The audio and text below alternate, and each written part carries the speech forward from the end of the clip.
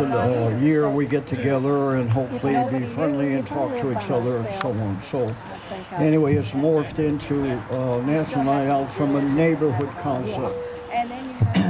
The other thing in the neighborhood that people are working at, so this is part of a national thing. This is not just Killeen National Night Out. We have FEMA. FEMA is a federal agency, and I work with them. I'm a representative, or whatever you want to call it, on one of the FEMA teams. I have their t-shirt. We have a teen in this area trained in that, in emergency response. We've made it through two freezes here, where my wife and I were in that room for 4 days, and FEMA didn't do anything until Monday, 4 days before we got any help from the community. So we got help from the neighbors.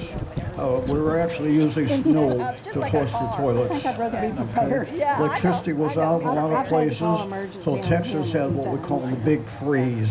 And that's why we have neighborhoods and neighborhood people and neighborhood organizations. And the biggest one is disasters. We have disasters all over, and there are a lot of them in Texas. We have floods in Galveston and in Houston. San Antonio frequently has a flood. We have wildfires all over, and you need certain things that you need your basic what we call daily activity supplies and so on. So anyway, we work on that under this concept of putting together an organizational structure. It just so happens that we looked out, we live in Turtle Bend. So we are an isolated neighborhood, so we can be relatively friendly. All our neighbors are between that highway or that road and this one, all the way down to Florence Road. So this is the Turtle Bend area. We were actually the first house built in this area. So throughout the United States, there's various types of events to try to get people ready for emergencies. And I can tell you we're probably going to have some, if not a war.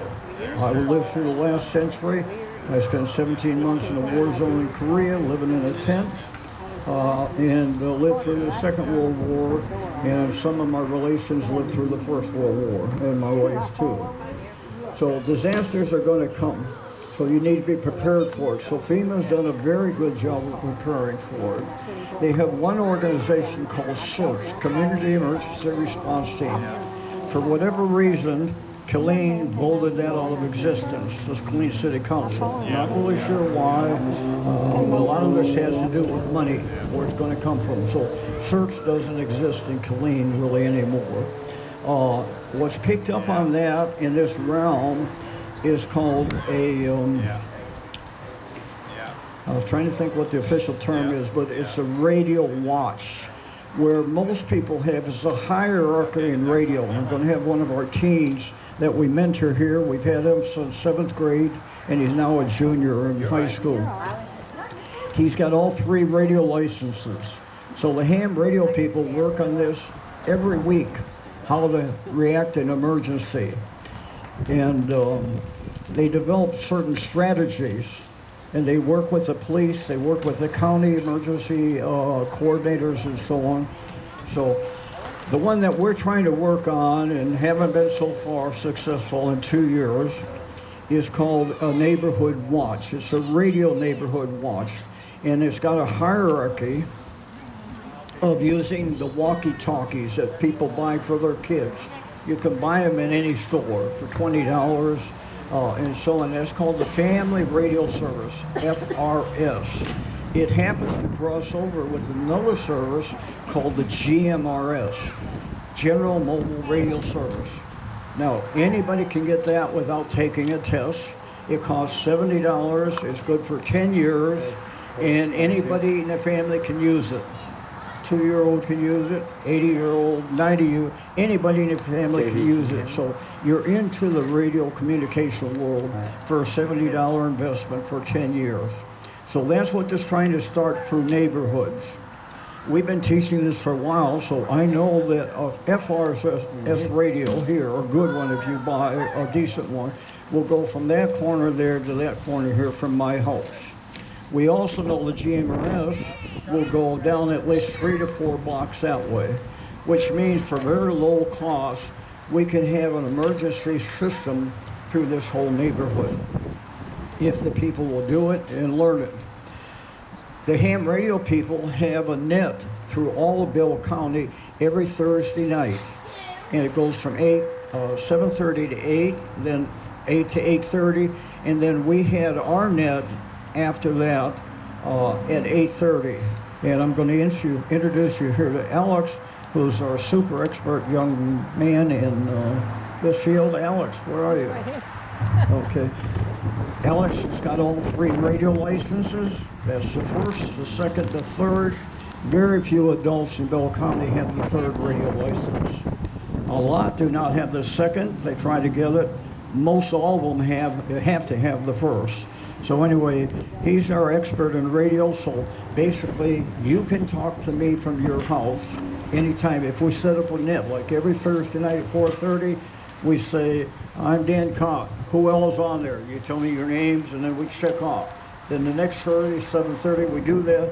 Then when an emergency is, you know it's going to work. Your batteries are not dead from not being used. You've got the skill to do it, and you know what it will cover. So he's got the ham radio license. So in my truck, for example, I could take my truck anywhere here. That's my truck there. I got one radio on one side, one on the other side.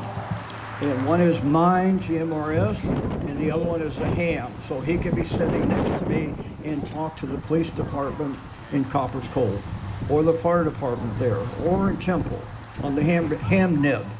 So, but we have to decide that we want to prepare ourselves for emergency. I do. I don't want to go through another.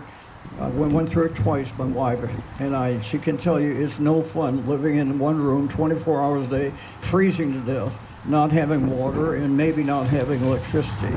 So anyway, Alex, you're telling about radio. Microphone. They're not going to hear you. I won't hear you. Okay, so... Okay. He's our expert. He's got the wireless system that we're just working with too. So go ahead. All right, so I'm Alex. I don't actually live in this area, but I am, along with my grandfather, one of the very few ham radio extra license holders.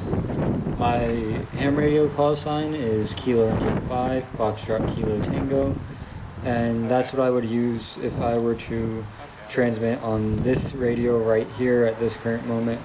It's actually going, whenever I transmit, it actually sends a signal to a tower over in Oglesby, and it sends it actually to the water tower on top of the Oglesby Hill area. And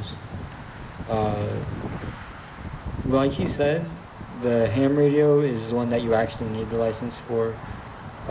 It's whenever you get in the world of ham radio, you have to worry about actually using too much power, using the wrong antennas, there's a whole different world of things in ham radio. I've usually stayed in the lower, which is just the handhelds and everything like that.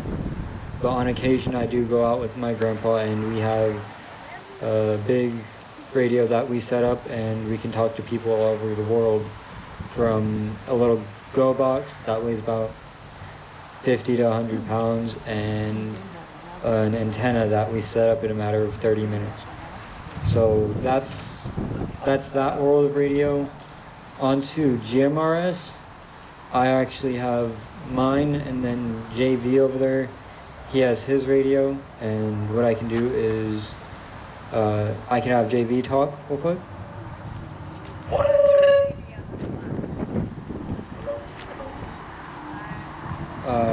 I don't know if you guys heard that, but that's on a frequency that you don't need a license to talk on.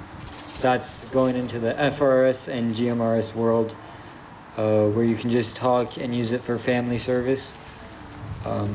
But other than that, GMRS doesn't reach very far. If you have a good radio, you can reach from here to over where Killeen High School is.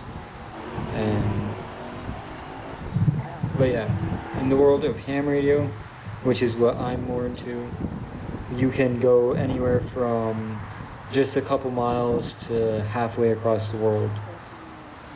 And actually they have competitions such as the Summer Hamfest, I think. And so with that, you get a group of people together and you try to make as many contacts as you can. And you try to hit all the different states. And essentially, the more states you get, the more points you get, the more contacts you get, also adds on to the points. And so I started ham radio when I was 11 is when I got my first license, which is the technician class. That allows you to transmit on this radio right here, which is 70 centimeter and 2 meter. Those are the lowest bands that they have. And then from there on, you go to your general license, which allows you to transmit on 20 meter, 6 meter, 70 centimeter, and 2 meter. The most important one there is the 20 meter, because that's where you start to get into the areas where you can contact all throughout the US and actually sometimes into Canada. So, and then after that, you move on to the amateur extra license, which is what I have. And there you can transmit on 80 meters, 40 meters, and I think it's 120. And when you get into there, you can actually talk to people in entirely different countries and continents. But that's just about it I have on ham radio and GMRS. I'm going to go ahead and hand it over to Dr. Kott. Okay, thank you. I want to extend on this now. This is just one part of it, radio. So what we're doing now to try to get this stimulus going, hopefully you all will get your email address and we'll be able to communicate during the year, is there's an eclipse coming up. There's an eclipse coming up the Saturday after next. So it's a good practice session for a big eclipse that's going to draw thousands of people to Killeen in Texas on April of next year. They expect the population to Killeen to double overnight, and it probably will be over a weekend, a Friday night, Saturday, Sunday, Monday, and maybe Tuesday. So if we have 140,000 people, Killeen will be hosting and sleeping and feeding double that amount, so around 300,000 people.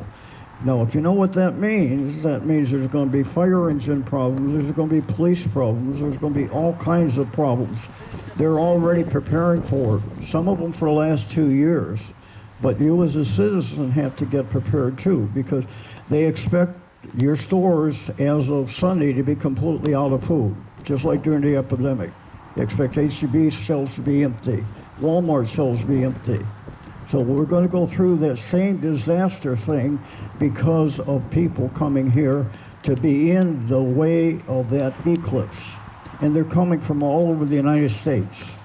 That will happen the Monday or Tuesday, I can't remember if it's Monday or Tuesday, but during the school.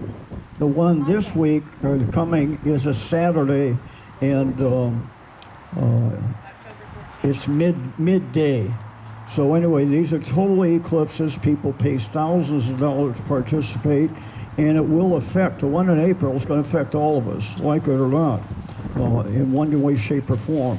Conference Cove is going to be out of school for that day. I don't know what Killeen, KSD is doing yet, but we do know there's a lot of activities going to go on, and actually for the whole weekend. Cove is at Ogletree Gap is going to have a eclipse festival at Ogletree Gap for 2 days. Saturday, Sunday, and I guess Monday or Tuesday, whichever. So that means booths and festivals and so on. So along that line, that brings us into what we call astronomy. We're teaching astronomy, which is a nighttime activity. We're lucky enough here to have the Mayborn Planetarium. It's $1 million building, so it's been here for quite a while. That's not observatory looking at the stars, but it's good to learn to know what it is. They have a class the last of each week of each month to tell you about what's coming out the next month. So for example, you kind of should know when the moon's going to come up down there, okay? With the moon, right now we have Saturn following the moon. So anyway, the other activity that we have, this is what we call STEM in the educational circles, science, technology, engineering, and math, is drones. If you follow the war in Ukraine and what's happening around the world, drones have become the name of the game. So we're teaching drones, and I have here Thad from Copper School High School, and their school just got an award of being one of the best 400 schools in the United States. I just got that 2 weeks ago.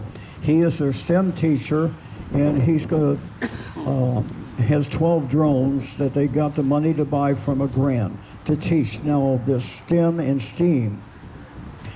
The other thing that's hot on the market or in this technology world is these telescopes.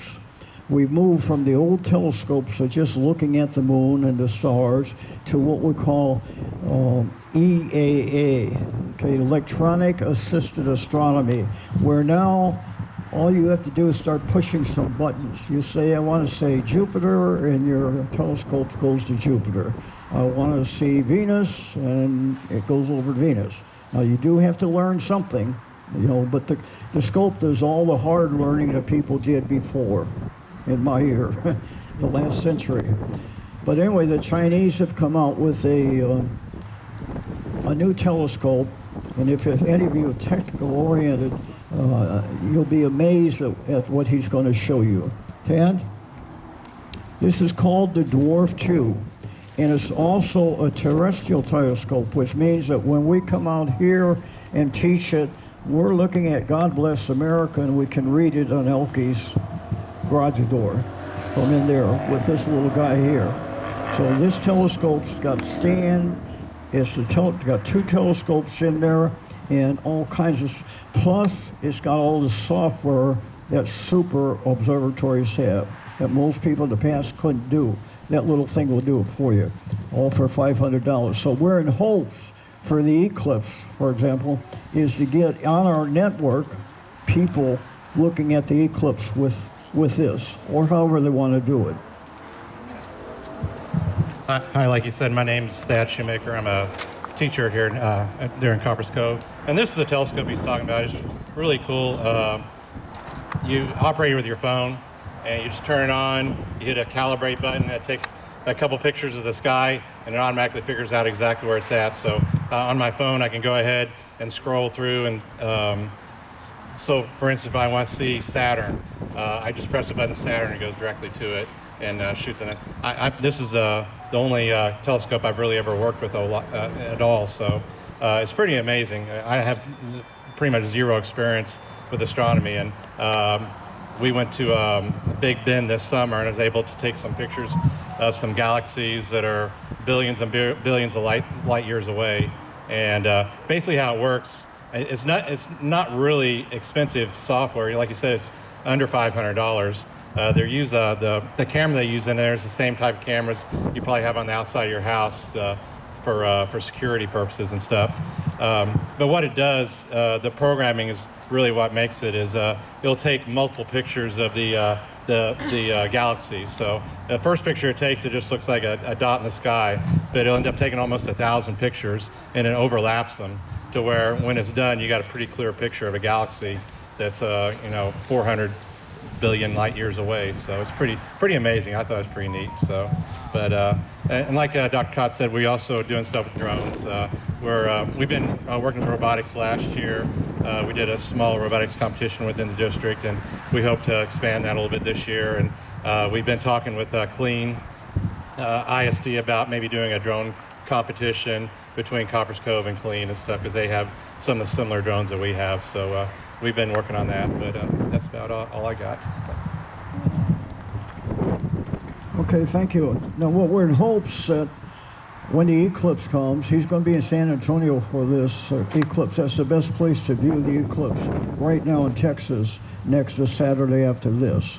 So we're in hopes that with this network, what I'm more interested in is the high end of the wavelengths. The ham radio people are interested in what we call the lower part of it and so on. So the high end of it is the internet, Zoom. I can talk to people and work with them in China if I want every day, or in Germany, or in England, or Scotland, and I do it.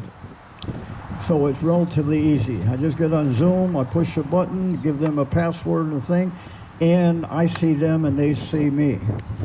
So anyway, this guy here is just like any computer.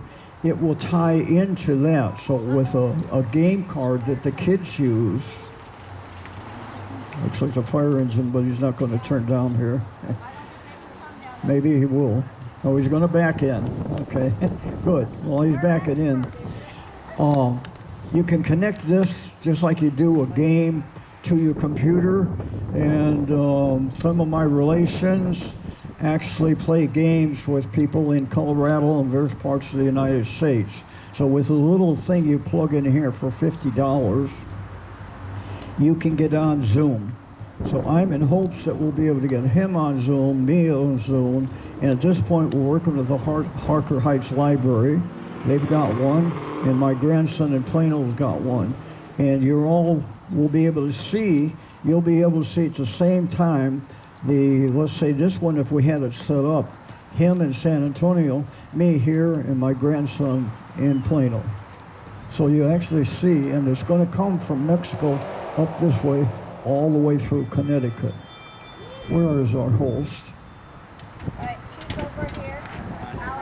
Why don't you go talk to the firemen, make sure that, They're okay, Daddy. They got it figured. yeah. They got it. I want to make sure, especially the kids, they come to show the kids the thing. So anyway, we'll cut off at this point. So any of you who want, I get your email address here from her, and we'll see what you want to do. So there's 3 or 4 things you can tie into in the neighborhood if you want to be part of these activities, or part of what I'm talking about, help your neighbor. As I say, that house there was on fire a couple years ago. The boys set it on fire. It was flaming in the backyard. The mother and daughter were hysterical in the front yard. I ran into the house with one of my mothers that come here with kids, and the mother, being an Army retired person, she was in the Army quite a while, well-trained engineer, all she did is go get the hose and put the fire out. That house would have been gone if that mother didn't do that within probably 2 or 3 minutes. That probably would have taken this house with it during the burn span. So burns are a major problem in the area that we live in. So this is where all this comes in, the radio network, the drone network, and the technology to be able to see and talk far. So anyway, have we got a fireman here? Somebody want to talk? That's